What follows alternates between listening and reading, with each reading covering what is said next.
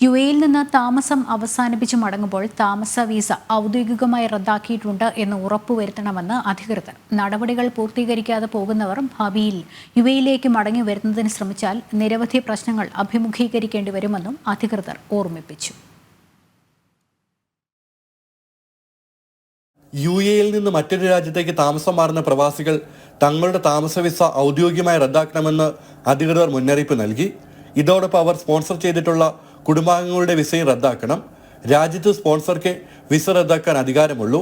എന്നാൽ പ്രവാസി രാജ്യം വിട്ട് 6 മാസത്തിലേറെ കഴിഞ്ഞാൽ താമസ വിസ സ്വയമേ റദ്ദാക്കപ്പെടുമെങ്കിലും ഭാവിയിൽ യുഎഇയിലേക്ക് മടങ്ങി വരുന്നതിന് ശ്രമിച്ചാൽ സങ്കീർണ പ്രശ്നങ്ങൾ അനുഭവപ്പെടുന്നതിന് സാധ്യതയുള്ളതിനാലാണ് മുന്നറിയിപ്പ്.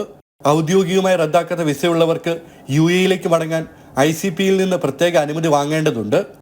അതിന് വെബ്സൈറ്റ് അല്ലെങ്കിൽ ആപ്പ് വഴി അപേക്ഷ സമർപ്പിക്കാം. മടങ്ങിവരവിന് വിവിധ രേഖകൾ ഹാജരാക്കേണ്ടി വന്നേക്കാം. ഇതോടൊപ്പം ഫീസും പേയ്മെന്റുകളും നടത്തണം. ജനം, ദുബായ്.